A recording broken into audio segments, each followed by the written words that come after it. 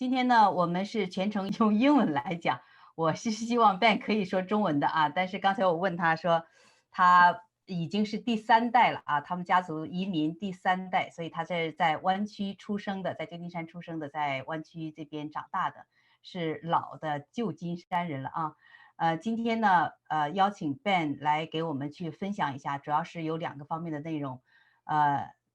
Yeah, so starting from here, I will try to speak in English.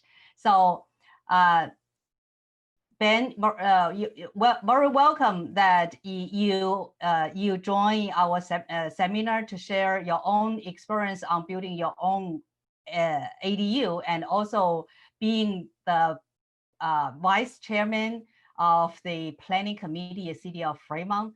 So just give a brief introduction of yourself to our audience, that your experience or what you want to talk about tonight. Okay, your turn. Yeah, sure. As Christine mentioned, my name is Benjamin Yee. I'm the vice chair for the Planning Commission for the City of Fremont. I happen to also be a realtor for Legacy Real Estate and Associates here in Fremont as well. I'm married with 2 college-age sons, been happily married for more than 33 years, and lived in Fremont now for close to 34 years. 34 and years. I'm a San Francisco native, so I'm actually a Bay Area native. Okay. All right, so okay. Let me go to the next slide. As you can see, here's what I'm going to talk about. I yes. think Christine said I think most of the audience already knows what an ADU is. I'm going to kind of go over the types of the ADUs, benefits of having an ADU. I want to summarize some of the state ADU ordinances and how does it compare with Fremont, and the changes that we made here in the city of Fremont to try to streamline these ADU permitting to make it much easier and more efficient to have the permit process not so long and drawn. And then, as Christine mentioned, I currently, right now, I'm having an attached ADU built on my primary residence. And then she mentioned that the audience wants a discussion about affordable housing. So I'm going to go over that, as well as what Fremont is doing in order to try to reach these lofty goals for affordable housing. So when I share with you, when I kind of gave you guys kind of a heads up about lofty goals, you'll see the numbers and you'll understand why I said that. So with that, let me go to the next slide. What is an ADU? I think everybody already knows what this is. It's an accessory dwelling unit. A lot of people know it as a granny flat, in-law unit, backyard cottages, and the like. And right now there's the California Department of Housing and Community Development. They're the state leader on creating these local ordinances that Fremont, San Jose, San Francisco, all the cities throughout California look to adopt. And so they're the leader in creating a lot of these ordinances, and we just follow the guidelines as to what the state is mandating to us as a city. But one point yes. that I just want to add on is that because many cities, not only in Bay Area cities, are still adopting. So some of the cities, for example, the city of Fremont, have already updated their most recent regulation on ADU on November 5th. So one month ago. So they made another update on the ADU regulation. That's absolutely correct. Because yeah, so some of the cities are still making their adoptions of the ADU. So keep watching the official website of each city your property located at. Yeah, so what she's saying is absolutely correct. Yeah, what she's saying is absolutely correct, because each city goes at a different rate in terms of this adoption. And then some of the cities have different ordinances, rules and regulations in terms of height restrictions, setback.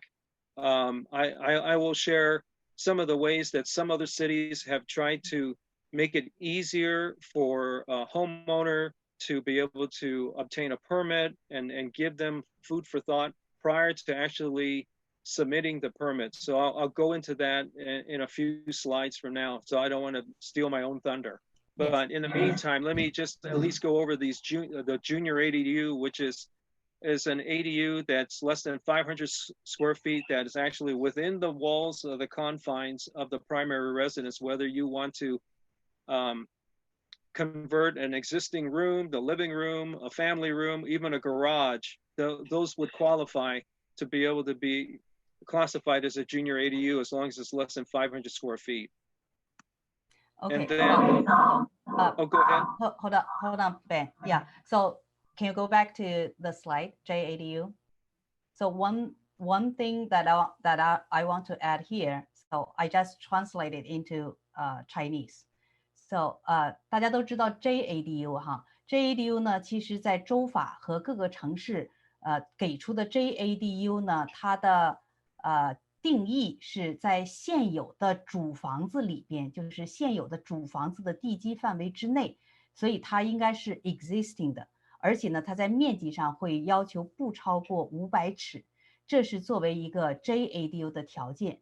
但是现在呢，文君考察了一下，在湾区的很多城市，允许 JADU 用车库来转建，然后还有一个非常特殊的地方，就是 County of Santa Clara， 它可以允许你不在现有的 primary house 的边界里边，可以再去扩建出来，扩建完了之后 attach 到或者是主房子，或者是到你新加建的那个 Detached 的 ADU 上边都可以，但同时都是不超过500尺的。所以在这一点呢，州法的规定是这样的，但是每一个城市最后给出的 JADU 的一些优惠条件会稍微有些不同。所以在这块呢，文君特别的用母语用中文再跟大家稍微强调一下 ，JADU 是一个很好的一个非常经济实用的这么一个小的区域空间，它可以做一个独立的 ADU 来的，这是2020年的一个新的规定啊。好 ，Yeah， so yeah，I just emphasize some different points on different city where some of the cities allow that a garage converted to JADU, not only the existing living space. In some cities of Bay Area. Right, exactly. Yes. Okay. Okay. Yeah. Couldn't have said it better myself. Yeah. Okay. Yeah. So then there's other ADUs, which are the detached standard ADUs, which is in Fremont, we call it an SADU. You know, in other cities, they may just call it an ADU.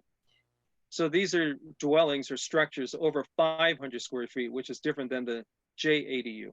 And they're separate from the primary home. And then you have an attached SADU or attached ADU that is a constructed dwelling that's attached to the primary home, like the one I have, and I will share pictures of the development of this attached ADU that I have on my primary residence. The nice thing about having these detached or attached ADUs is because, as you could see in this third point, is increased flexibility and creative design and implementation over a JADU, because a JADU, you're only limited to the confines of the living space and the garage. But in this case, with a detached or attached ADU, you now have a lot of flexibility in designing and creating a separate space that could either match your house like I did with mine, or you can have something separate that you wanted to have different than your primary residence. Mm-hmm. Okay, you want to translate before I move to the next slide? Yeah, so a little bit, yeah. So 大家都知道说，ADU 像有 detached 的和 attached 的，或者是叫车库转的，其实都是ADU 的不同的类型。那 Ben 呢在这里头他特别强调的就是，你如果是 ADU 或者叫 standard ADU 的话呢，它有更大的这种余地空间，你可以要么就是跟主房子有一个就是相匹配的设计方案，或者是说，哎，你有一个不同的非常有创意性的这种设计方案，其实都是允许的。而这个呢，如果是 ADU 的话，可能你在设计方案上就没有这么多的余地和空间。好 ，OK， yeah, go ahead. Okay, Ben. next one. Okay. Yes. So you already got a kind of a taste of what I was talking about, the benefits of an ADU, because it's a much more affordable type of home you can make and build without having to pay for all of this infrastructure for land, more parking or an elevator. The nice thing about these ADUs is that what we're seeing here in Fremont is an additional source of income for homeowners because you could rent it out. And ADUs are much more cost effective than trying to build, from scratch, like a home. To put in perspective, I will have slides, but I'll just kind of share with you if you had to buy an equivalent sized home, a condo, like the one I'm building, I'm saving 50% over the cost of buying it at market rate for a condo here in Fremont, to give you an idea.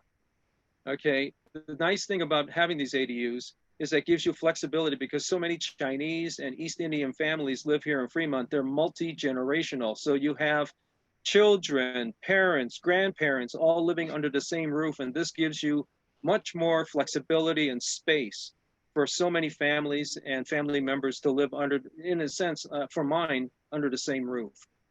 And again, this helps us with much needed living space for all of these different needs for couples, small families, as you can see, friends, young people, and in my case, it will be for seniors. And again, by having this, because even though mine is attached, it still affords my in-laws who will be moving into my ADU privacy, and especially for me, my own privacy, so that we can all live under, in a sense, under the same roof, and not feel like we're having to share the same space. Everyone has their own privacy, and everybody will be happy. Mm-hmm. Okay. So I have two add-ons. Yeah. So to finish off this slide. Yes. Yes. I have two add-ons. One of the number from the Pew Research Center. Have you ever heard of the Pew? Yeah, Research of course. Center? Yes. So during the pandemic, that more than half in Asian community, it's about 59% of the children or the student coming back to stay with their parents. So can you imagine that one, for example, if you have two adult sons, they stay under the same roof with you, but many of the many habits that are totally different from the senior generations, that there must be many conflicts, right? So the ADU will be the best solution for resolve the multi-generation living together under one roof.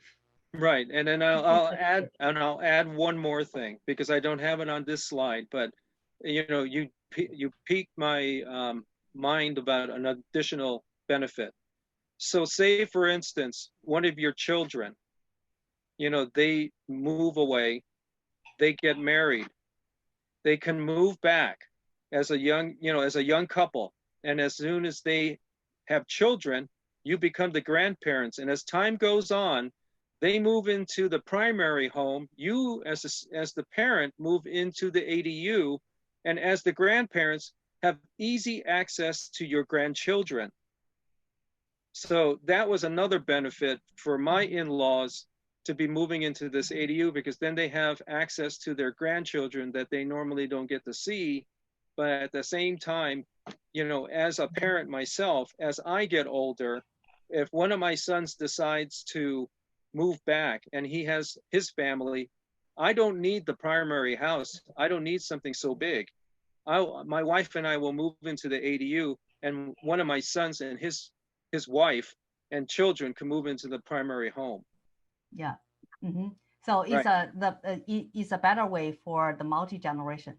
Yeah, exactly. We can resolve that. Right. Exactly. Yeah. Exactly. So let me translate some key points.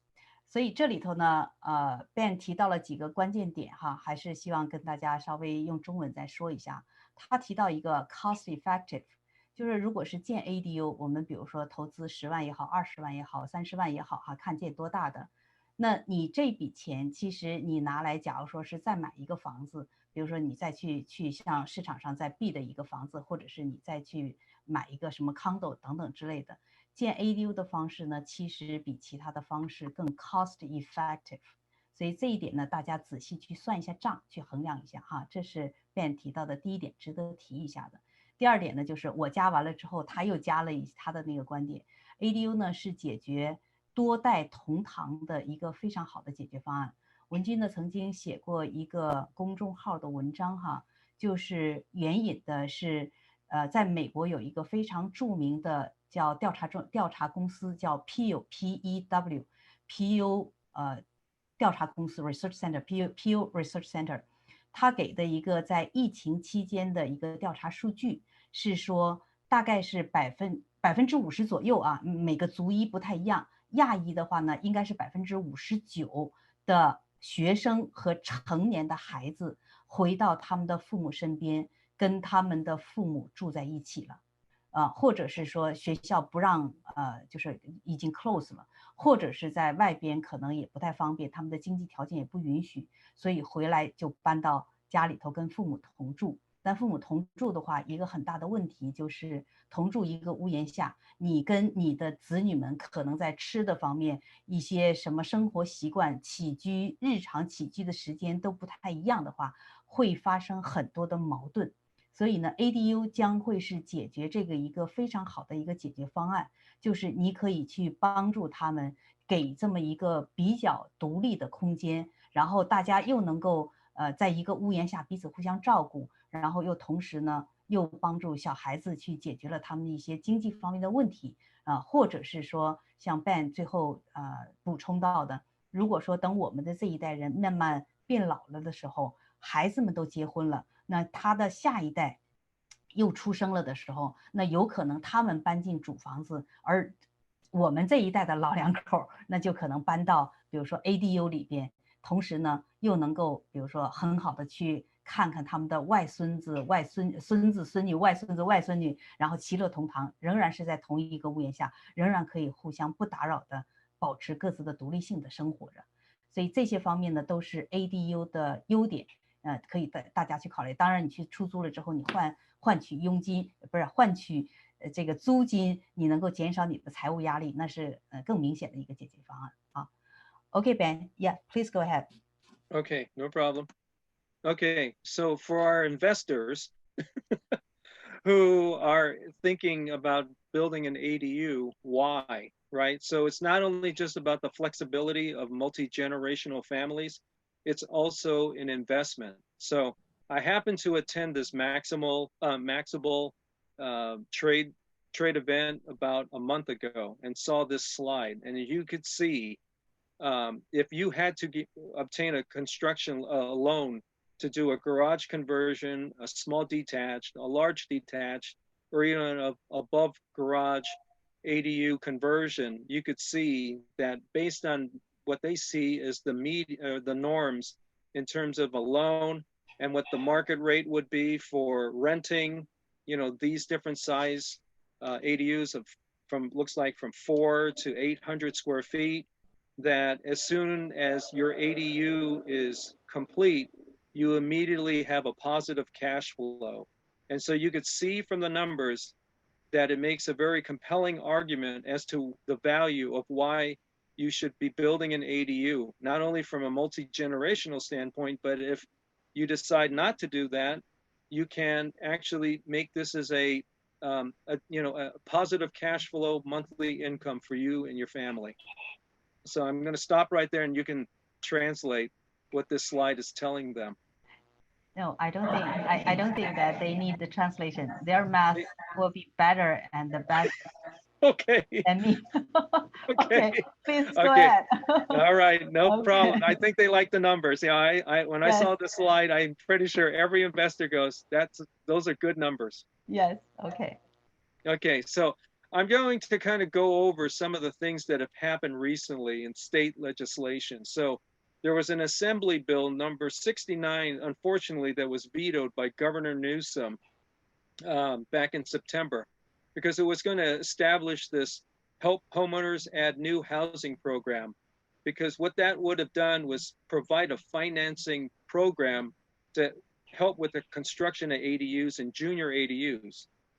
So the reason why Governor Newsom didn't do it was because he thought it would hurt affordable housing construction.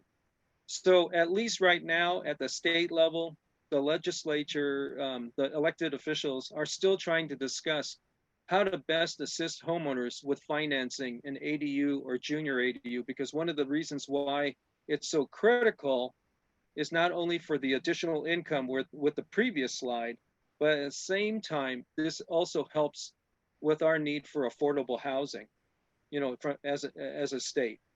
So I just want to let your audience know that there is definitely serious discussion in Sacramento right now, trying to develop a financial solution for homeowners who really want to, you know, build an ADU or a junior ADU. So that, yeah, so if you, I don't know if you need to translate this.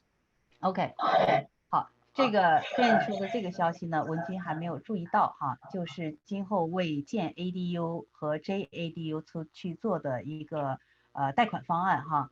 现在呢，以前文君曾经说过，因为 ADU 是一个新生事物，很多的大的正规的那些贷款机构啊，他还没转过神来，他们在内部还没有制定出给这样 ADU 和 JADU 这样的小项目进行贷款的这些方案，所以目前来讲啊，很少有这种比较大型的公司可以去做这样提供这样的一个construction loan 的贷款方案啊，所以呢，民间已经出现了一些，其实就是私募基金，为 ADU 和 JADU 的贷款，或者叫 builder finance， 或者叫 construction loan 这样的方式啊。那他现在提到的 AB 69是在2020年的9月份，就是州长的这边其实是目前来讲应该说是还在这个商讨过程当中，至少是说还没有被通过，所以下一步看看就是在州府的这边到底是怎么决定的，我也会在这方面更加的关注一些。目前来讲呢，如果你要是想贷款的话，文君可以帮你找到这样的一些私人的贷款机构去做这样的贷款啊。当然就是你要说贷款的话，肯定还是有一些成本在这里头的哈。OK. All right. Yeah. Go to the next. Okay, so this is a comparison of what is currently the state guidelines versus what we are doing in Fremont. You pretty much can see that whatever the state is asking us, we end up doing. So maximum size is the same thing, 1,200 square feet. Setback is 4 feet from the side and the back. The state, they require a minimum of 16 feet in height for the ADU.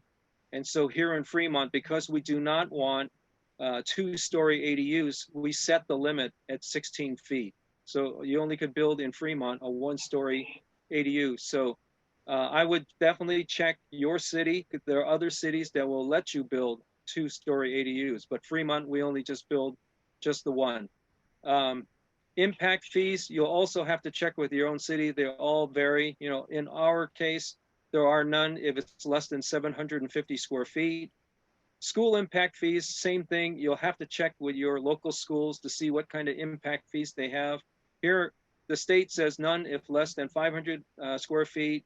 And here in Fremont, it's same thing, but once it goes over 500, they charge for the full amount for the school impact fee. And here in Fremont, it's $5.07 a square foot, just to let you know. And then at the state level, you can build one JADU and one ADU on the same lot. We do the same in Fremont. And the application review time, the state mandates 60 days. We used to be 120, now we're 60 days. Okay, do you? You want me to? Yes. Just a little bit translation. Okay. State 他在这里头提到了，就是跟 state 相比，Fremont 的一些政策跟 state 这边有些什么样的不同哈？就像刚才文君提到的，最新的 Fremont 做的一个最新的更新是在11月5号，更新的内容就是跟面积有关系的。它的更新呢是说1万尺以上的允许建到1200尺，1万尺以下的那只给到你1000尺。所以呢，对于像文君这样的一些一些，不管是说设计人员也好，或者是像提供这种咨询方案的也好，一定会问你说，或者是帮你去查你的 lot 有多大，你这个可以建多大房，跟几个因素有关啊，一个是你的 lot size 有关，然后你的房子所在的位置，因为目前来讲，如果是想建Detached的话，就只能建在后院。前院是不能建Detached的，前院呢你可以建Attached的话，但是一旦在前院建Attached的话，比较麻烦的就是你的入口那个方案怎么来解决，你要不要大动？所以呢，有很多人一方面想把前院留着，然后再一个也是因为建在前院的 Attached ADU 会比较麻烦，它要动到你整个房子的 floor plan， 所以呢，基本上的方案可能还是在侧边或者是后边有空间的话。所以这就是你的房子在那个 lot 上所在的那个位置是非常有关系的。所以这些呢，都是你在想要去做 ADU 的时候呢，或者是跟文君咨询的时候，你要把地址给文君，文君能够在图上看到你大概的情况之后，会告诉你一个大概的方案，你有可能建在哪儿会比较好。当然也有的，比如说有可能你建到更大，1000尺、1200尺或者是800尺。但是呢，如果说，比如说现在有一个 impact fee 的问题哈 ，impact fee 现在州法和基本上各个城市都采用了啊，就是750尺以下的是免收 impact fee。这 impact fee 呢，其实也不少。在2020年的法规之前，以前有人可能听到文君讲过，说有的 city 啊，它的 impact fee 收的非常高，就是非常保守，它不赞成，就是对这个 ADU 不太友好的话，它都收到1万多块钱、2万块钱的这种 impact fee 啊 only 啊。所以这个是还是比较大的一个费用。那现在2020年法规免掉了，那文君想说的是什么呢？假如说这笔钱能够免掉，然后你也只能去建800尺，因为800尺是2022年规定的一个非常有标志性的这么一个size， 就是800尺不受你任何的 FAR 或者是 lot coverage 的限制。那如果你能建800尺和你能建750尺，在市场价值方面其实并没有太大的差别。如果你又能够免掉免掉 impact fee， 那也是几千块钱至少，那何乐而不为呢？就建到749尺或者是730尺，比如说啊，所以这块呢也是值得大家去考虑的。那文君想加的呢，其实就是这一点。现在在要求在城市的审批方面，以前是120天，现在是要求都是要在60天，必须给予批或不批的答复。但是呢，并不意味着说你送进 city， 它在60天之内就是会批你。他说的是你的整个一套正确的符合 building code 的那套文件送进去之后，他才会在60天之内批或者是不批，不包括在这过程当中你交的方案不符合 building code 或其他 code 的要求的时候，他要求你去 correct 的那个时间，给你 comments 让你去修改的那个时间，实际上不是包括在60天范围之内的。好，这个是稍微做的一点说明。Okay, yeah, Ben, go ahead. All right, next one. Yes. All right. So here are the process changes in Fremont to help streamline an ADU permit program. So as I mentioned earlier, we originally had a 120-day application review time. Now it's been shortened in half to 60 days. Our goal as the city is to give you a first response to your application within 14 days, and that is probably at least at 80% level right now. So we're pretty quick to give you the very first response to tell you if it goes to the next stage. The reason why we are able to do that is because we have a dedicated staff that process these applications. Because once we process the applications, we assign a point person to your application who becomes the equivalent of a project manager for your ADU build out. So if there's any questions, that will be the person you will talk to from the city from the initial get-go, from the start of your ADU permit application. The other thing is, because of the pandemic, we used to do everything over the counter. So now everything is done online. So all applications are done through the computer. And many cities use this one service called Accela, which is the permitting process where you or your contractor will submit all of the documentation, and it will be housed in our servers. And to give you an idea, so if your contractors are concerned about the size of the files, because as we know, blueprints are quite large. To give you an idea how large a file we can accommodate in one sending out through the internet, we set aside 5 gigabytes. So to give you an idea how large, I mean, there's no way that any of these blueprint files will be 5 gigabytes in size. They're probably much less than 1 gigabyte, let alone 5. So we set aside 5 gigabytes per application filed, just in case. And then with building inspections, some of the building inspections could be done virtually. So they use the mobile device to actually look at some quick inspections to be able to move to the next step for the permitting process.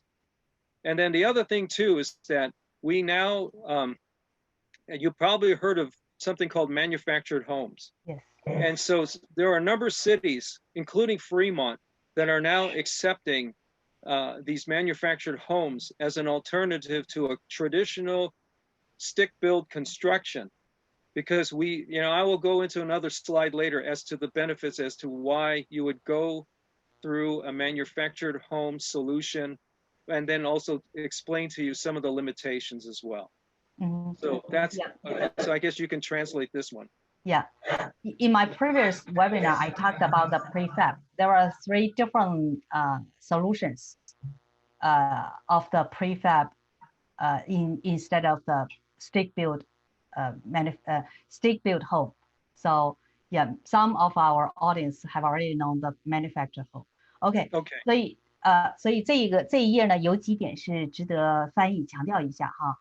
Ben 自己本身作为住在 Fremont， 他自己也建了自己的 ADU， 刚刚建好哈。然后再加上他自己本身也是City 的 Planning Committee 的副主席哈，所以呢，他对整个 City 整个内部的流程还是蛮了解的哈。所以他在里头提到了几点哈，除了第一点之外，刚才我们谈到了哈，要求他内部的人必须要在就是接到任何的就是 request 也好，或者是送进来的申请也好，要在14天内进行回复，并且指定专人去负责你这个 case 啊，真的是非常好，非常好。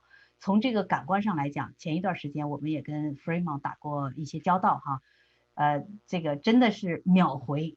就是有的时候甚至看到晚上10点钟、11点钟，他们仍然在回复我们的邮件啊。所以在这一点上呢，最近这段时间，文君和文君的团队对于 Fremont 就是徒增了很多好感哈，就是因为像他们内部的这样一些鼓励的这些措施，非常有效率的措施哈。然后呢，就是现在申请呢，他是说一定是在网上去递交申请，通过他们内部的一套系统叫 Accela 哈。文君以前呢，就是申请过一些 case， 真的是 over the counter， 他就批一些比较简单不复杂的案子哈。所以呢，曾经有一段时间比较苦恼过，被这个 pandemic 一下子让我们没有办法去 physical 的去跟这些 planner 或者是他们的 counter 的那些人去对话。但是现在看来呢，他们在 improve 他们内部的流程，真的是还是蛮快的哈。那 Ben 呢，他也提到说，递交的这个整个的这个文件呢，说总共不超过5个 GB 的哈，其实是都是可以，都是允许的，所以就是自己我们来衡量一下哈。然后呢，像有一些是检查也可以通过就是用 iPad 用手机啊什么来做了哈。有一些环节哈，有一些的这个 inspection 可以做。然后还有一个很好的消息，就是这种 manufactured home 其实很多 city 是不接受的，但是现在 Fremont 接受了啊，所以下一页呢，他会再给大家稍微的说一下，就做这个 manufactured home 有哪些好处。好 ，OK Ben go ahead please. All right. Yeah. Okay, so now I'm going to speak about my own personal ADU experience. So Okay. for those that don't know, I'm building an attached ADU. It's approximately 852 square feet. Has 2 master bedrooms with 2 baths, so they're individual suites.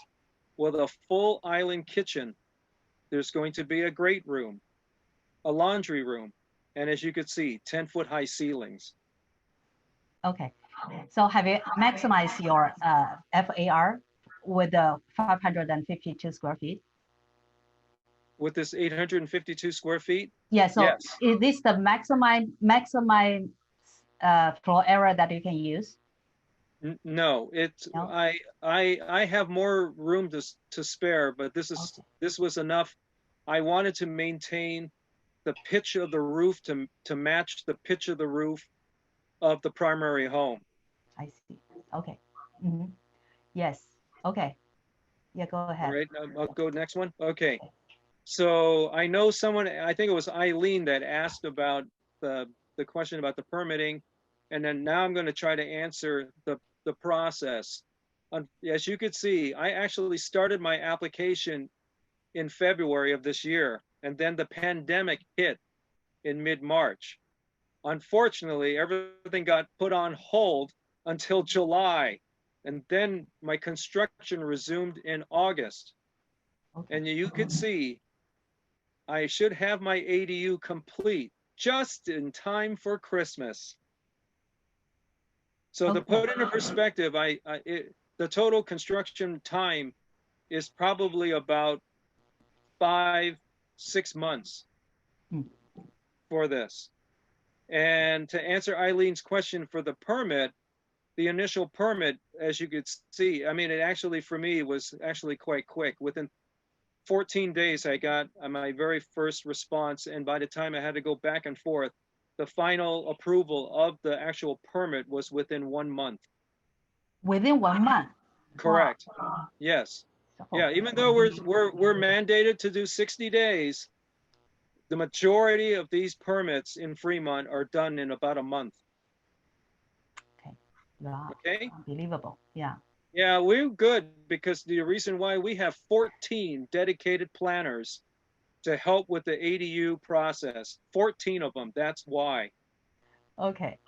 Okay. Let me translate it. It's very exciting here on this slide. Yeah. 所以看到 Ben 他自己的 case 哈，所以他是开始递交的时候已经是2月份，但是马上 pandemic 就来了，所以他什么事情都做不了，就 hold 在那里头了啊。恢复的话呢是在8月份恢复的，但是基本上他1个月就拿到了 permit 啊，因为他说他们我感觉 Ben 说这话的时候是充满了骄傲啊。他说在 Fremont 有14个 planner 来分别对应不同的案子，每一个 planner 都非常认真负责的啊，所以给的回复非常快。当然也包括在这里头有一些来来回回的一些修改意见等等的哈。相信他并没有因为他是就 Ben 自己是planning committee 的成员，然后人家就给他开绿灯。我相信这应该是 Fremont 的一个正常的工作流程了哈。所以呢，他几乎就是在1个月左右的时间就拿到了 permit， 然后呢，8月份8月份可能是开始就是走流程，然后9月份拿到的话，他基本上可能是他预计啊，在12月底之前他就能够入住，真的也是非常非常的快，非常有效率。Yeah, so very effective of the permit processing and also your construction period. I'm very impressed. I'm very impressed, right? We try. There's probably in the city right now close to 40 ADUs being constructed as we speak. Okay. Yeah. All right. Let me move to the next slide. Yes, please. Yeah. Mm-hmm. So to help your audience find a qualified contractor, this is the process. I went through. I actually did. I went through Yelp, and then there's a website called BuildZoom to find qualified contractors. So I interviewed several of them on the phone before deciding on the top 4. I obtained 4 bids. I also went to see their current projects to assess their quality of work. Then I compared the quotes, and I threw out the high bidder. I threw out the low bidder. I want somebody in the middle. So I went with a mid-price quote. And to give you an idea, because I know everyone was asking, like, how much does it cost to build an ADU? So better, instead of me just giving you my number, I know what the range is per square foot. So the range is anywhere from, I got a low of about $250 a square foot to about a high of about $300. So I went right in the middle at about $275 to give you an idea. Okay. But compared with the previous slide showing the maxable. Right. That's why. So it's kind of a 400 square feet, $400 per square feet something. Yeah, and that's why I wanted to make sure that's a maxable slide. That's a general region thing. This is actual numbers. They're just, that one slide was just to show that if you build an ADU, it becomes an immediate positive cash flow generator. That's all I wanted the audience to know.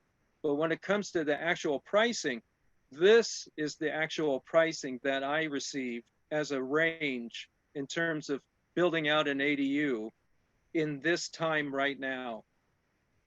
So I thought that would be much more beneficial for your audience rather than, I know the maximum was just to show positive cash flow. And I didn't want to get into the actual numbers per square foot because I knew this slide was going to answer it realistically for the audience. Okay. Yeah. All right. I don't think that I need to translate this slide. Okay. Okay. Yes. Everybody see it. Okay.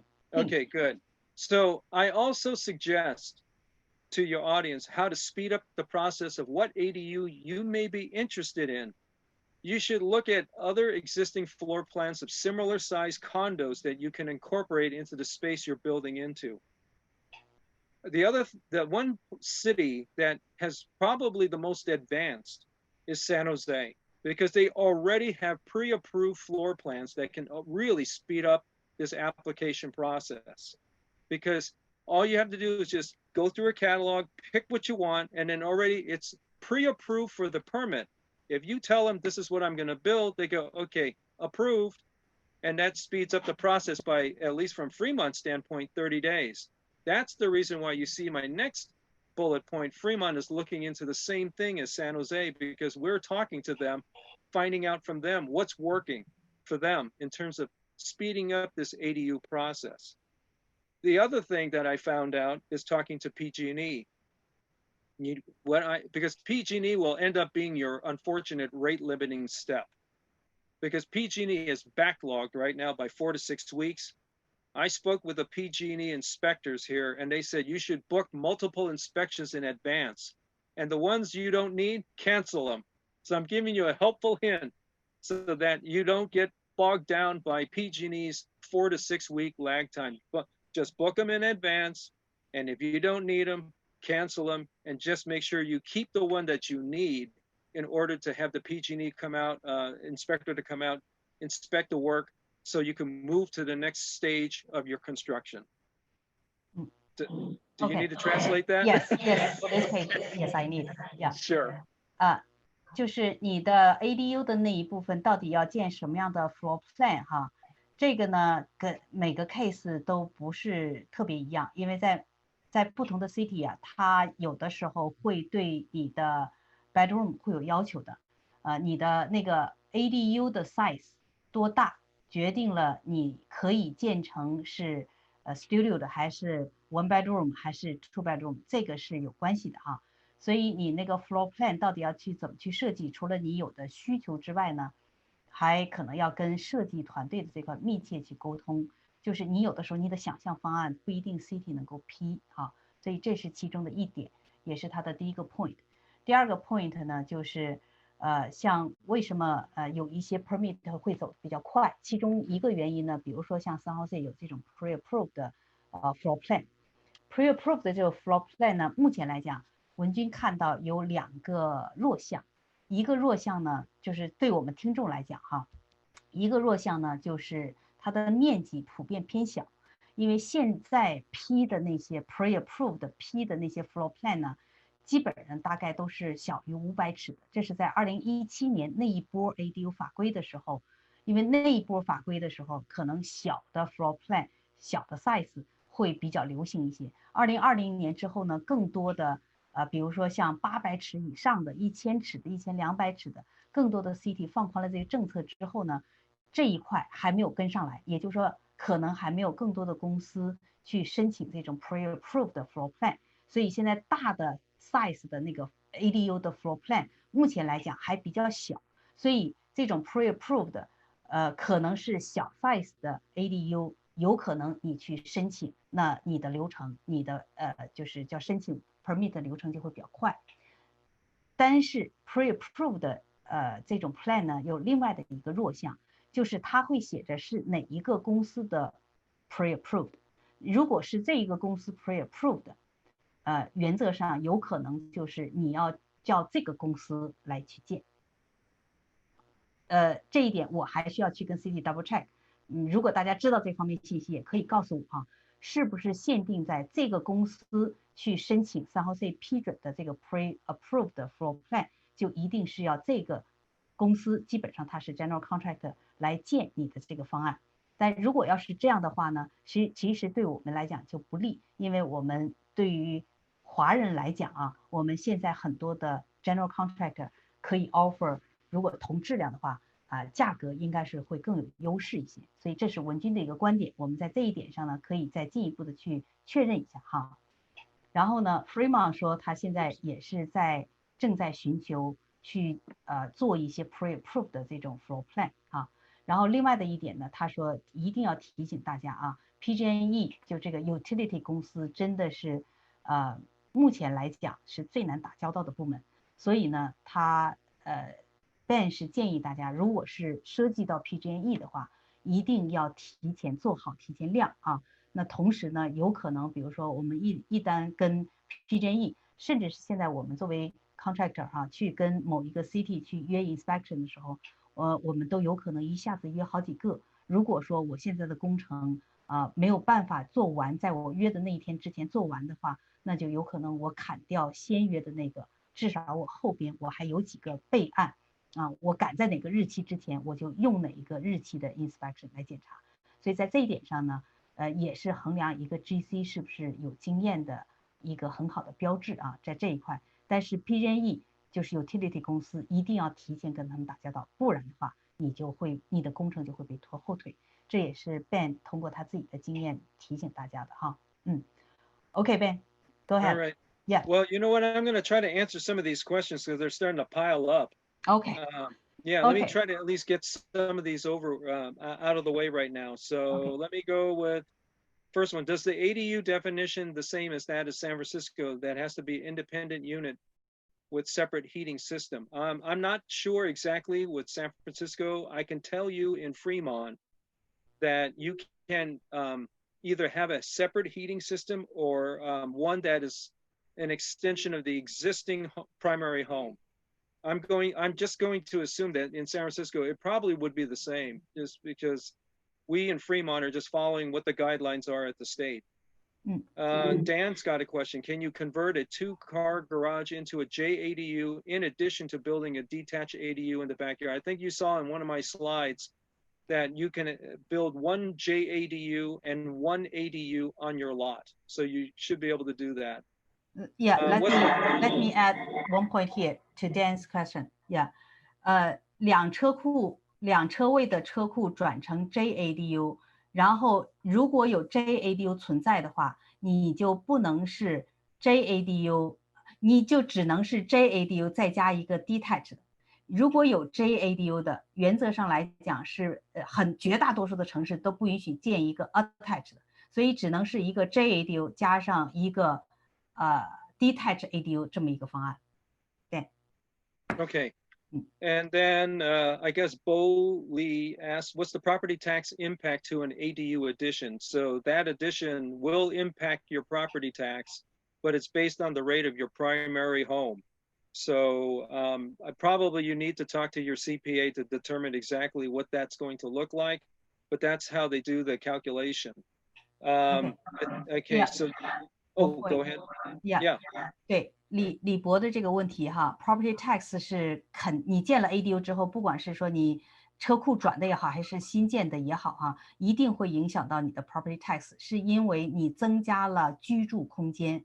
但是呢，现在在湾区的几个县哈，因为 property tax 是县来管哈，在每个不同的县，它用来做你的property tax 基数的那个估值方法会略有不同。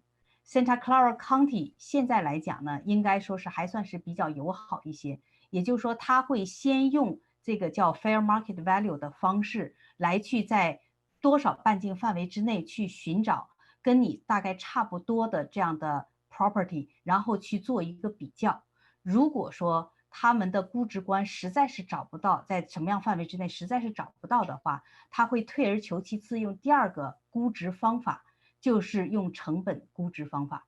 也就是说，建了就是平均的情况下，你增建一个多大面积的，在成本上会增加多少，然后在这个成本的基础之上，它给予一定的一个什么评估方法啊。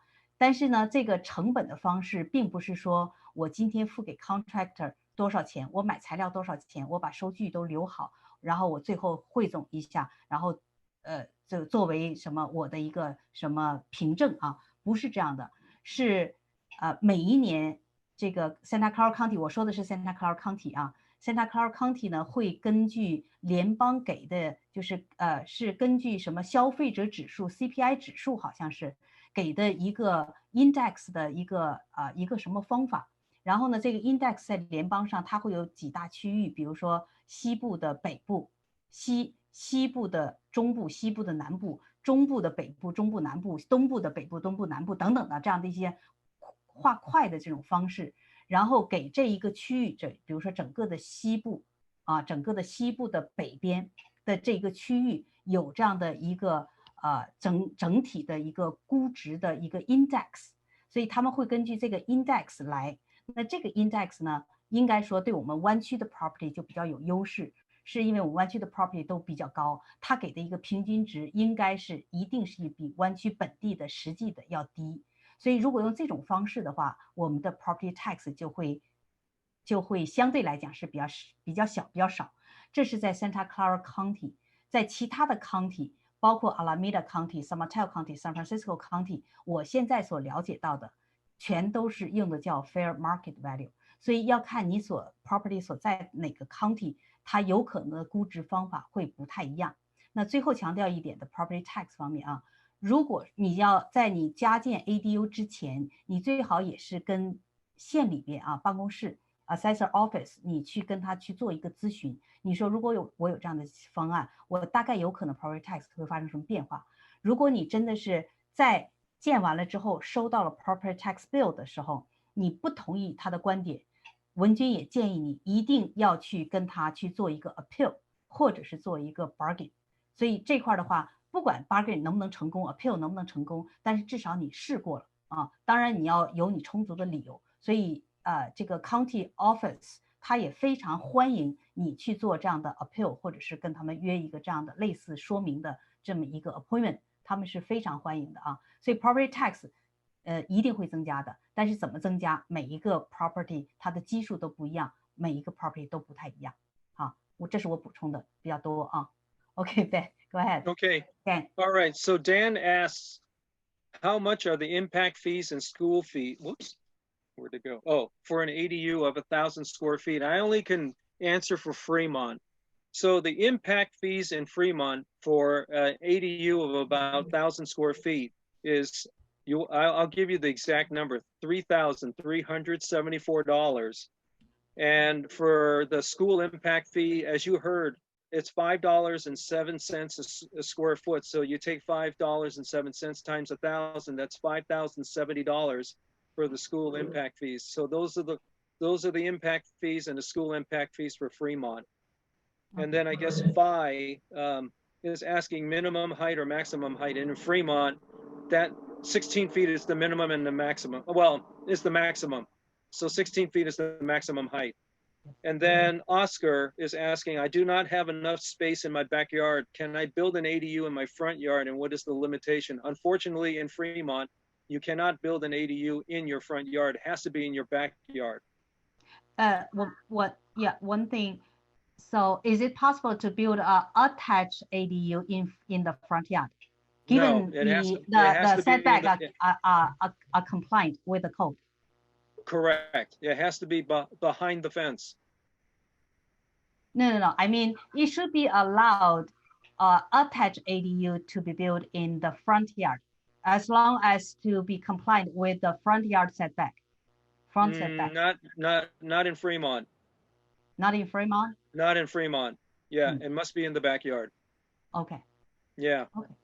And then I guess Eileen is asking how long the ADU permit will be expired. And for us, it's 12 months, but you could always renew it if you need to. We had people do that in the past.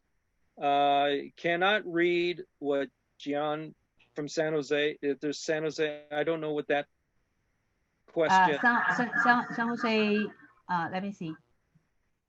It's in Chinese. I can't read that. Oh, so is it no, she's asking, I know her. Yeah, she's asking, is it allowed to convert existing building, but with no permit to convert to a JADU? Do you know the San Jose's regulation on this? Yeah, well, if you want to convert a space into a JADU, you still have to get a permit. Yeah, because without it, then it would be what they call an unpermitted JADU, which would then, if you decide to sell the property, you must disclose. And then there will be issues because we don't know if the build out was to code, which means that whoever decides to purchase the property, it's buyer beware, right? Because then they have to pay for the permit and then have an inspector take a look at the wiring, the water pipes, the gas line, all of those things. So they'll rip out the walls in order to determine if everything was done properly. And then you have to spend money to patch up all the walls. And if anything is wrong, say, if say for instance, the wiring is not to code, then you have to rip all the wiring out and then replace it. So you could see the potential costly mistake of trying to do something that's unpermitted. Yeah. So okay. Let me add on this. 建的问题其实蛮有代表性的哈，就是不是说有没有 permit 决定了你这个空间可不可以转的问题，这个不是决定性因素啊。任何一个刚才所说的符合 JADU 要求的，也就是在你的主房子范围之内的某一个 living space， 其实都是可以转成 JADU 的。但是呢，现在的问题，建的问题呢，就是如果我有一部分已经是被非法转建了，不管是说是由我建的，还是由我买来房子就已经是这样由前屋主弄的，它仍然是一个不合法的部分。所以你要想让它成为一个合法的空间，也就是合法的 JADU 的话，你就一定还要重新去走这个permit 这个流程啊。这个呢，你可以现在不转。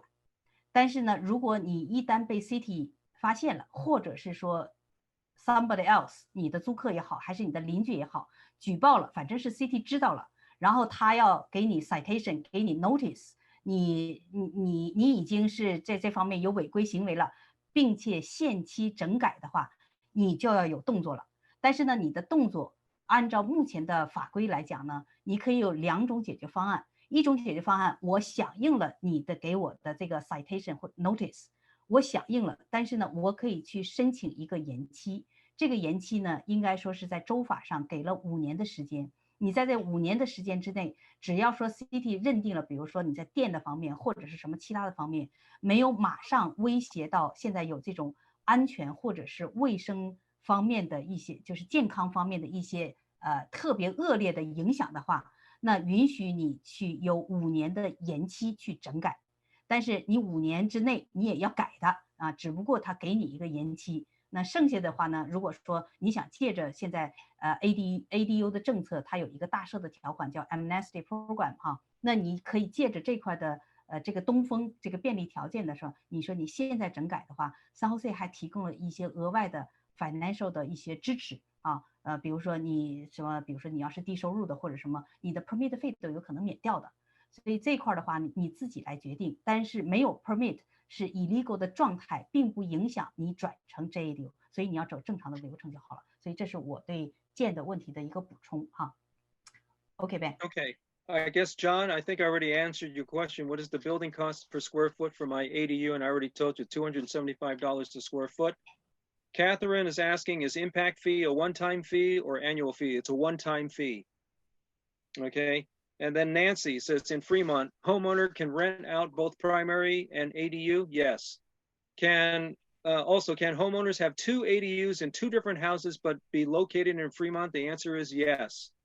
One more question is, if I have a rental in Sacramento, can I add one ADU, standard ADU, if I already have one JADU in my Fremont primary home? Yes, because they're in 2 different cities. Okay, so Eileen is asking pre-approval floor plan costs. The answer is free.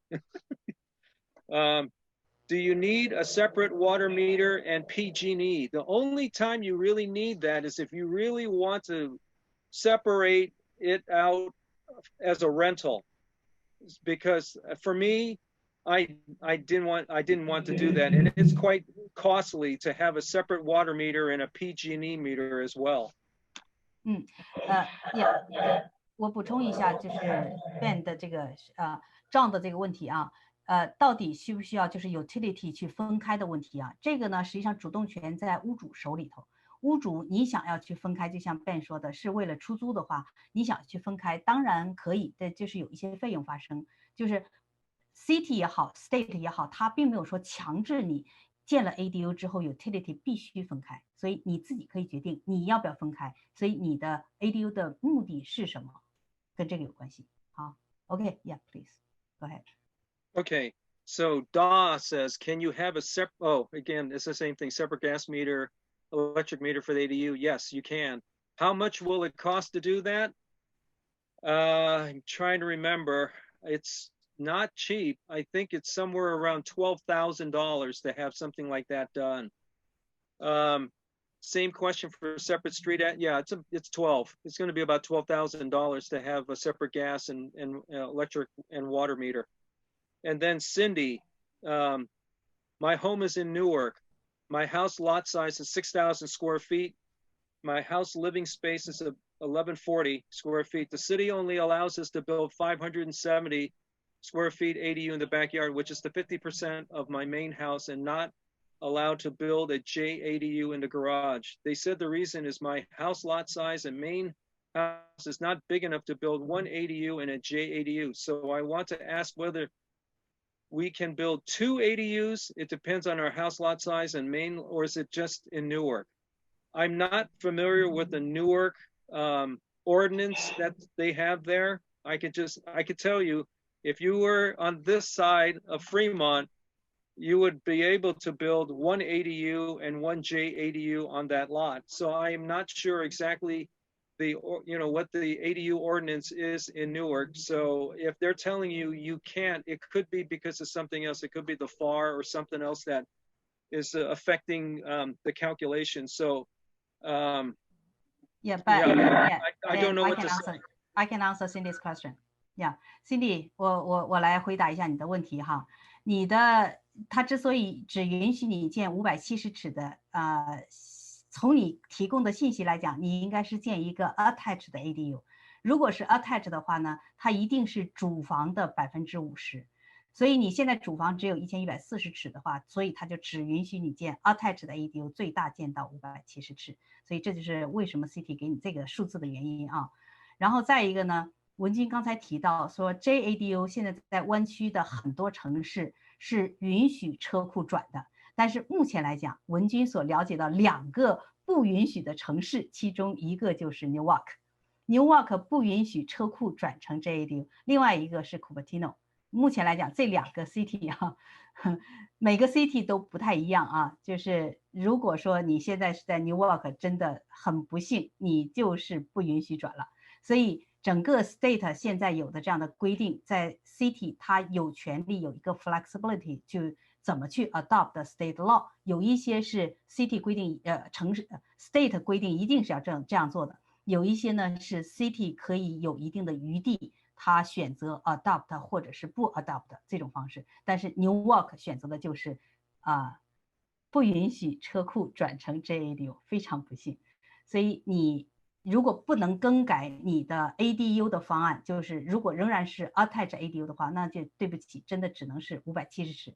当然还有另外的一种可能性，就是你先把主房子加大完了之后，你再50%的话，就是第二步来申请这个事情，分2步走，或许还有可能啊 ，Cindy。如果你要再想问详细的话，私下里头跟文君约个时间，好吧 ？Okay, yeah, go ahead. Okay, so Yeah. Vanessa is asking, I have a master suite in the front of the house. Can I convert it into a JADU? The answer is yes, as long as it's at least 150 square feet in size, minimum. So you should be able to if you have a fairly good sized master suite. And then, Steven says, I have a JADU built already in my backyard. Does my second standard ADU must be over 500 square feet? The answer is yes. Can my second ADU be less than 500 square feet? The answer is no, because then you'll have 2 JADUs. And at least here in Fremont, we won't let you do that. And yes, I'll send a copy. Yeah, and Catherine's asking, can you distribute a copy of your presentation? And I will do that. I'll send it to Catherine. And then I see that, John, thank you for sharing that in Hayward, the requirement is separate water meter and PG&E meter, I guess, for the ADU. So then I guess you wherever you're located, you should double check your city's ordinance to determine if you have to have a separate water meter and a PG&E meter or not. At least here in Fremont, we can either have separate or the same. Okay, so that hopefully answers the questions right now. Let me move on to the next slide. Okay, yeah, please. Okay, so back to the personal ADU experience. So what I would suggest is to make sure you coordinate with your contractor. Building inspectors and outside agencies are key to make this a timely build out, because you want to make sure everybody's on the same page. And I said earlier, speak with that city staffer who's your point person assigned to the project to address any questions in advance. So then so any potential issues that come up, you've already got them answered, so then they just move on through to the next stage. And like I said, start reaching out to PG&E early to schedule those pre-construction meetings with them, because if you don't, they're going to delay you. Because this pre-construction meeting determines the amount of work needed at that location for trenching, because this is where it becomes expensive to power your new ADU. And to give you an idea how much it's going to cost, it's about, for me, it's $18,000. Wow. Yes, not cheap. No. So the easiest way to mark all these lines is to call 811. Free service. It's a free service. They mark everything. So I would always stress, check in and communicate with your contractor daily, and make sure you hold that contractor to all the agreed upon milestones and deadlines, because then by doing that, then you won't have potential construction delays and surprises. Okay. So as you heard me say earlier about a manufactured home as an alternative, these manufactured homes already come with a design floor plan. You basically choose out of a catalog. So how do they compare price-wise? At least 15 to 20% less than a traditional stick build. And because they're built in a factory, they can be built on site faster. As you could see, anywhere from 2 to 4 months versus my construction, which is taking 5 to 6 months. The downside is that it's not going to be an exact match to your primary home, depending on what your goals are. But for some others, they may say, I want something a little different than the primary home. The other thing too is that when you try to install one of these manufactured homes, you have to have a lot of room in order to bring it into the back behind the primary home. And depending on the situation, if you're in an older neighborhood, it could be very costly or impossible to install one of these manufactured homes because of all the overhead power lines in a neighborhood. And I'll give 2 cities as an excellent example. Oakland and many parts of San Francisco. They have so many power lines strewn all around the street. It's virtually impossible for one of these manufactured home dealers to be able to deliver a manufactured home to the property because they would have to try to lift every single one of those power lines. It would be just too costly and too dangerous for them to do it. So there's positives and negatives when it comes to a manufactured home. If you're fine from, to pick something out of the catalog and it looks perfect, it's much faster because then you can see exactly what you want. And if it's, especially in San Jose, they already have these for you to choose from. And then you just go in a catalog, I like that. And then all of a sudden permit is already accepted. OK， 这一页呢，值得就是稍微说一下哈。manufactured home 呢，文君是做过比较深度的研究，就是整个的从联邦一直到 state 系统当中有3个不同的解决方案啊，分别是叫 modular house 或者是SIPS 或者是叫 manufactured home 啊，所以他们都叫 prefab homes 啊，是在现场用一砖一瓦这么搭建起来的这种叫 stick build， 就是它的第3行写的 stick build 的这种建筑方式，不一样的替代的建筑解决方案啊。但是这块整个是一个比较大的、比较系统的话题，文君在这里头就不展开讲了。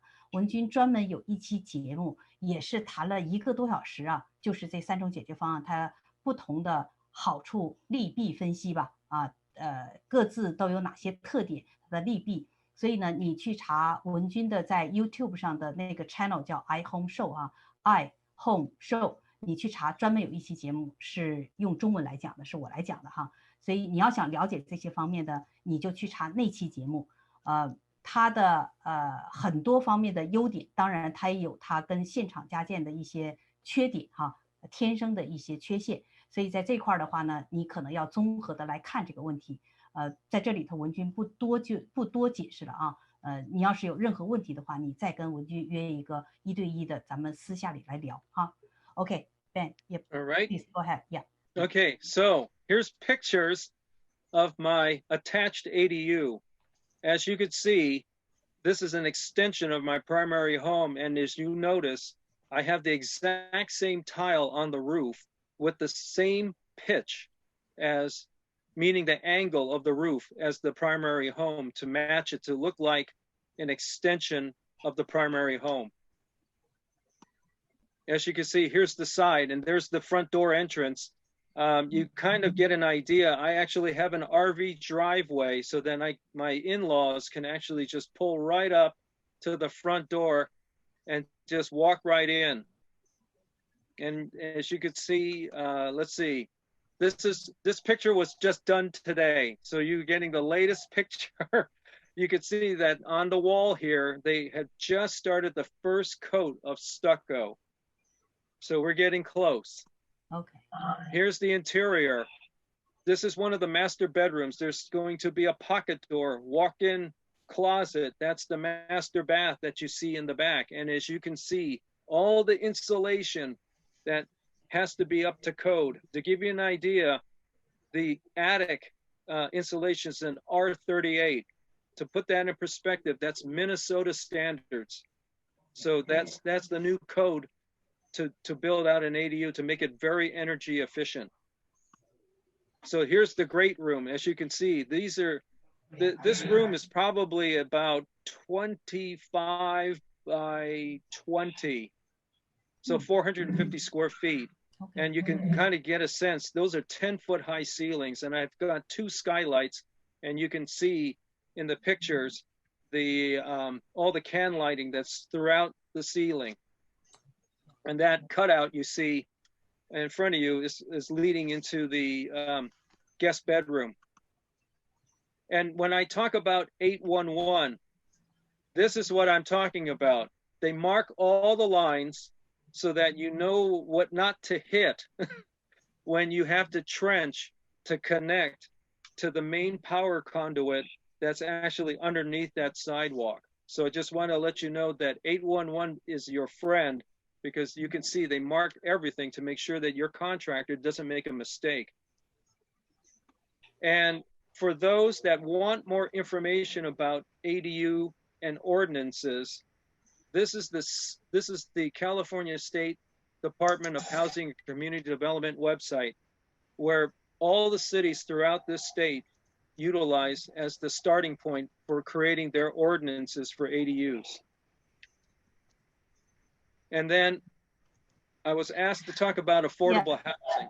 Oh, go ahead. Yeah, before you go to the next slide, so some questions about already, let me ask in some other way.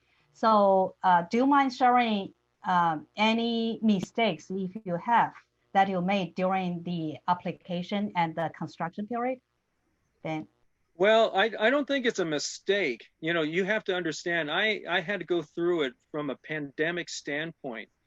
So there was initially here in Fremont, we had difficulty going to an online presence. So there was issues with the website that was pointing in the wrong place, which made it frustrating for my contractor, which then I as a planning commissioner had to bring it to the attention to the city, to then find out they made a server error, which then frustrated not only my contractor, but a number of other contractors who couldn't upload their blueprints properly and pictures for the inspection. So we had some growing pains here in Fremont when we got into the pandemic. In terms of things that I probably like to change is that I wish I knew earlier on to contact PG&E right from the start.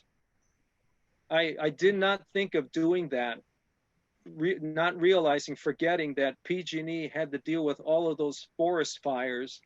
And so they're stretched thin right now with staff. And so that's why I said earlier to your audience, get in contact with PG&E as fast as you can and try to book those appointments with them, because it's a 4 to 6 week lead time right now. So those are probably the main things I wish I could have changed that would have made it a little bit easier for me to go through this ADU process, because the construction itself, I'm very, very happy with my contractor because it's going very smoothly. Even my neighbors were shocked once the interior permit was granted.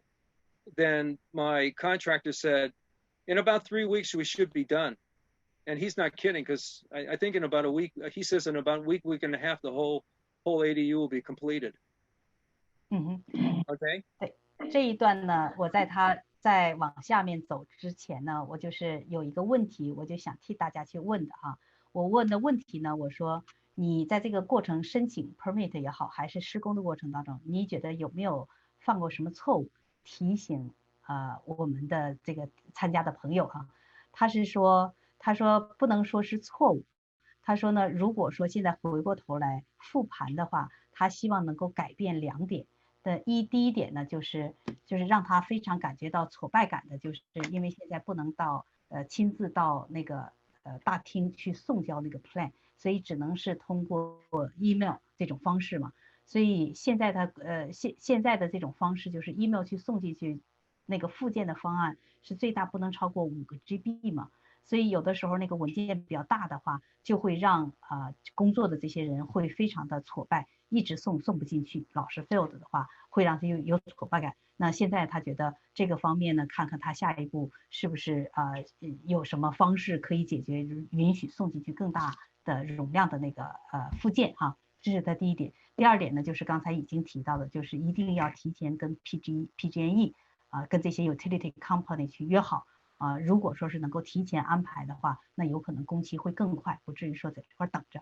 所以在这块他也是特别提醒哈，这个跟 utility 公司打交道的时候，一定需要打那个811，然后一定要跟他们提前去约这个 meeting 哈。Okay, anything else to remind our audience that what are the key points, the attentions they have to pay attention to? Yeah, probably you already heard. I guess first thing is take a look at these different plans to kind of give you an idea, because that's probably between you and your spouse, that's going to take a lot of time trying to decide what type of ADU you want to build. So when you look at, I would recommend taking a look at some of these new condo models that are being built and see if that's something you want to emulate, or these manufactured homes, and look at their floor plans, right? And then once you decide what plan you like, then you saw my slide how to find a good contractor, and then once you get a good contractor and you're ready to submit the plans, then immediately start calling PG&E to get everything put together. Same with the city. And luckily, because here in Fremont we have a dedicated project manager, they'll make sure that the building inspectors for the city of Fremont come out in a timely manner. So that's my suggestions. OK， 对，他在这里头也是特别提醒哈，就是你的那个 ADU 的 floor plan 到底怎么去设计这块呢？文君也曾经有过这样的客户啊，对于建 ADU 和不建 ADU， 建了 ADU 之后，这个 floor plan 到底怎么去设计啊？经常都会发生意见不一样的情况。那这个情况呢，像作为我们外边的人来讲，其实也不好过多的去介入，因为一定是这是你们的房子嘛，你们自己要决定好嘛。所以在这一点上呢，把自己的需求想明白，现在的需求，未来有可能的需求，这些想明白之后呢，你们家人之间先达成一致的意见之后呢，像我们这些提供所有技术支持的服务人员，是为你们的既定方案去提供服务啊，然后来帮你们去解决这方面的问题啊。但是呢，就是自己先要去想好啊。所以这块呢也是 Ben 特别提醒大家的一点哈。Okay, if there is not anything else you want to remind our audience, that go back to the affordable housing. Okay, let me go back. I'll answer these questions later. Whoops. Yeah. Let me go back. Okay, I'll answer those questions later. Okay, so affordable housing. Each city has a goal of affordable housing coming from the state of California. And that goal is called the Regional Housing Needs Assessment, which we call RHNA. The current cycle is from 2015 to 2023. And the new cycle is 2023 to 2031. So when you compare our current RHNA numbers, our next cycle will increase Fremont's housing numbers by 2.5 times to over 14,000 homes. So that's the new goal for us in this new cycle that starts in 2023. Because when you look at the total housing goal for the Bay Area, it's by the state. The state is telling us, mandating to us as a Bay Area region to build 441,176 homes. So you can see, there's a big push from the state to address the housing demand. Yep. So question then here. So the affordable housing means the single family house with the ADU, or the condo or apartment. What type of houses? It's all of the above. Okay. Condos, townhouses, single family homes, ADUs. Not the junior ADU, but the ADUs are all part of the formula for this affordable housing. Okay. So which means for the ADU part that the state, either the state or the city will publish kind of incentive to build more ADUs, kind of thing. Well, you saw in my slide that the state is trying to help create incentives, from a financial standpoint, right, to create these special loans that they're having discussions with right now in Sacramento. And then I know my friend, State Senator Bob Wieckowski, who passed various ADU bills into law to help make it easier for homeowners to build ADUs. And there are other ADU bills that are going into Sacramento right now as we speak to make it even easier for people to build ADUs on their property. Okay. Let me translate a little bit. Okay. 这一页字面上的就不去翻译了啊。翻译呢是我问他，我说如果就是可负担住房的这种内容到底包括哪些？是像那些公寓啊，还是townhouse 啊，还是 single family house 上边是有 ADU？ 对 ADU 这块，因为我们今天讨论的是 ADU 方案嘛 ，ADU 这块到底还有一些什么是跟 affordable housing 有关系的呢？Ben 回答是说，上边的这些不同形式的房子是都有。就像他在最开始的时候提到说，现在在州府的那边很多的议员在推动。包括像对 ADU 政策的放宽，包括给 ADU 施工去提供融资贷款的服务program 这样的一些方案，帮助建设，就是让这些 affordable housing 包括 ADU 的方案能够更方便的去实施的是吧？在这个就是叫cycle 或者是下一个 cycle，2023年到2031年。可能会有更多的可负担的住房能够在市场上，所以这个从另外一个角度来讲呢，对我们想要去建 ADU 的屋主也好，投资人也好，都是一个利好的消息哈。所以这块也是为什么 Ben 拿出来把这个单独再讲一下。Okay, please go ahead, Ben. Next one. Okay. So here's the definition. Very low income is from 0 to 50% of the median income in the area for the region, and you can see that the state is telling us we need to set aside 25.9% of these homes being built for that income. And you can see low income is from 50 to 80%, and then we have to set aside 14.9% of all of those homes being built for that income. Same with moderate. You can see the numbers. I don't have to read everything. And above moderate, which is basically market rate, 42.6%. So you can see how many homes in the Bay Area that need to be built in order to satisfy the state mandate. Now, as a planning commissioner, it's not quite so easy, because the way we do things to create affordable housing is usually through what they call an in lieu fee, or if the developer decides they really do want to build affordable housing in the mix. But most developers will tell you the math doesn't add up. So what they'll normally do is pay the in lieu fees, to replace actually building an affordable home in the mix of their construction. So because of that, now we're having to look at how are we going to get to those numbers of 14,000 new homes in the next RHNA cycle. So right now, what we're looking at in Fremont to try to create this affordable housing for solutions is looking at our transit-oriented districts, which means where the modes of transportation like BART and our train stations located, and then everything within a half-a-mile radius of those transit areas. We need to look at our various lots that we have there that are available for build out. And so some of them, we may have no choice but to, as you could see in the next bullet, upzone them from commercial into mixed use in order to address this need for housing. And as I said earlier, as you can see in the next one, is ADUs are part of that mix that can satisfy the need for housing. The other thing that we've done already was reduce the impact fees, as well as the school impact fees here in Fremont. To give you an idea, only a couple of years ago, the Fremont school impact fees, I told you $5.07 currently. At 2 years ago, it used to be $26.11. So no longer, thank goodness. And the other thing now we realize we're going to have to figure out how to better partner with developers, because we have to find ways to help incentivize them to build these affordable housing pieces that the state is mandating to us.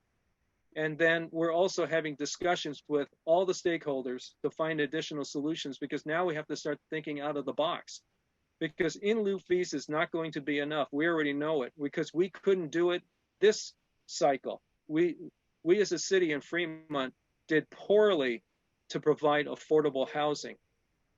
We had no problem providing market rate, because the way that the system is set up, it incentivizes developers to build market rate. So we need to change the system to incentivize them to build affordable houses that the state is now mandating to us, because you could see the affordable piece is more than half of the houses that they're telling us to build. Okay? Yeah, okay. Then here, so where that we could find the map, for example, the TOD and also the upzoning area. So is there a public way to find? Yeah, it's all on it's already on the cities, various cities' websites.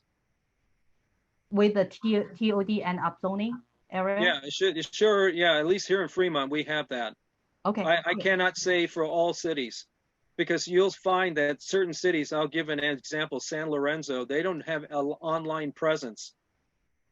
Okay. Yeah. 所以这块非常重要的哈，像 Fremont 有这么大力度的今后去做可负担住房的话，这个今后将是我们的一个机会。所以今天听到的话呢，大家不妨回去到有公共信息的这样的一些地方，看看能不能查到类似像这样的 TOD district 或者是 upzoning area。这样的话呢，你可能有可能提前去布局啊。话可能也只能说到这儿。你要是可能再叫 Ben 去多说一些别的，他可能也不方便了啊。所以大家自己勤奋一点，去查一些这方面的资料。好 ，OK Ben, yeah, go ahead please. Okay. Yeah. Okay, so I'm now done. I finished it. That's my contact information. Okay, let's see. Is there a question? Let me see. I think there were a few questions here.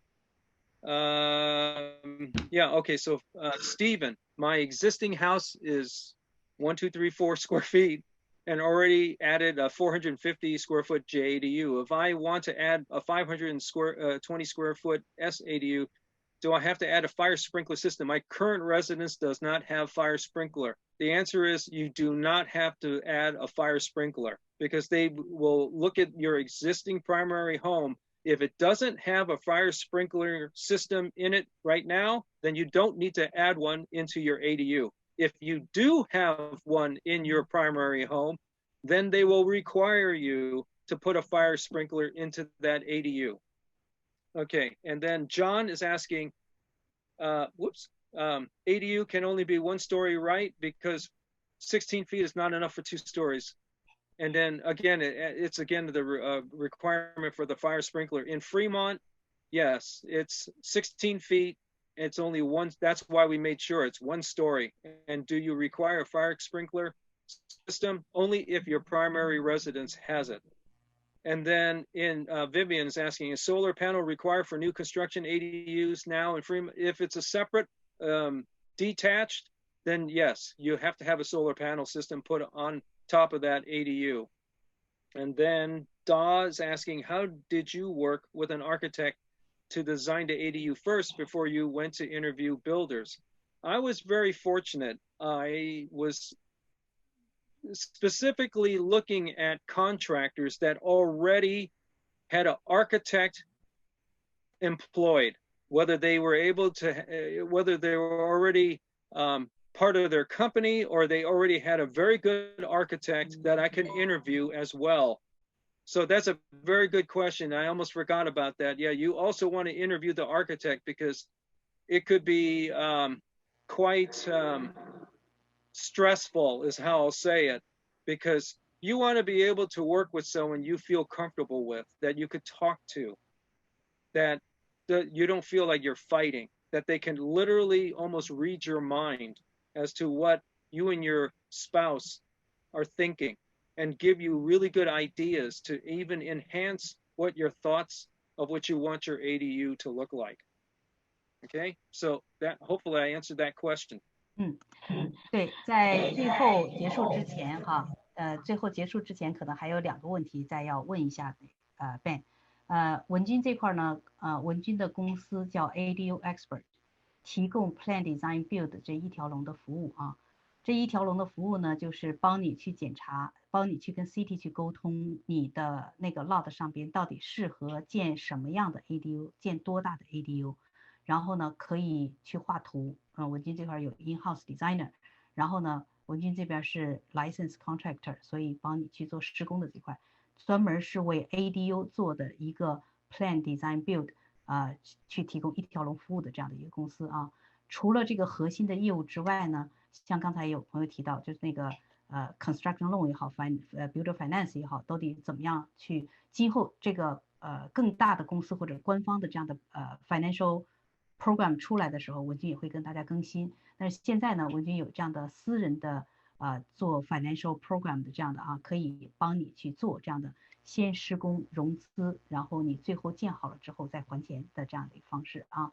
然后呢，还包括像提供像项目管理和监理、竞价咨询。这个竞价咨询是从 investor 来的，就 investor 在他去递交他的 bid offer 之前，可能要查一下这个地到底有没有建 ADU 的可能性，肯定是有的，能够建多大，然后今后建就成本会有多少，然后好决定到底是出什么样的 offer， 拿这样的可能性啊。那这块呢，文君这些都提供的啊。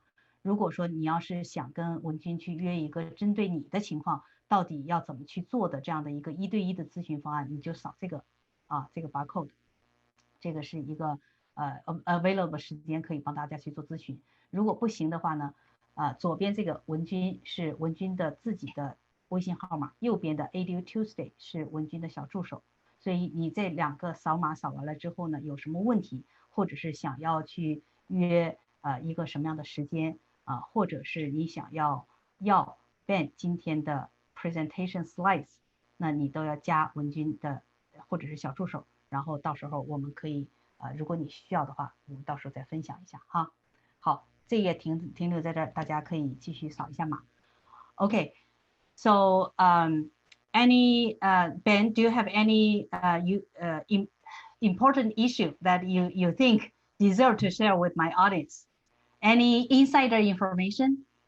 Oh, I can't share with you any other insight. I think I already shared with you everything you need to know. I can't share anything further. Okay. But if they have any other questions, I guess when you send the presentation slides to them, they'll have my contact information. Yes. Okay, let me see. There's one. So here are some other questions. Yeah, those questions were eventually answered. I saw on the chat. Yeah. Okay. 你如果你要是需要 Ben 的这个联系方式的话，你先加文君文君到时候 share 给你哈。好，剩下还有没有谁有什么其他的问题的哈 ？Let me see.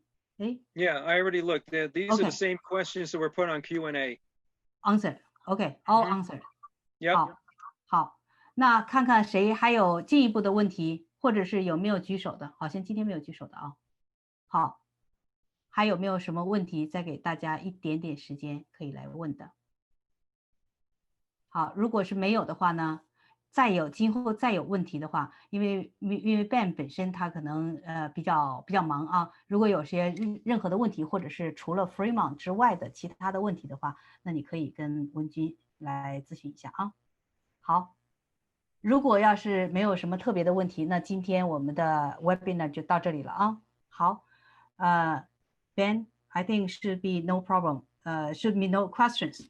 So very appreciate your presentation today. No problem. Thank you for your time. Appreciate it. OK, 好，那我们今天就到这里吧，也非常感谢大家的支持。下一步还有些什么非常好的话题的话，文君会及时在微信里头分享出来，所以加文君或者是小助手的微信号码我们会在朋友圈当中去分享。好。那我们今天的节目就到这里了。好，祝大家晚安，节日愉快。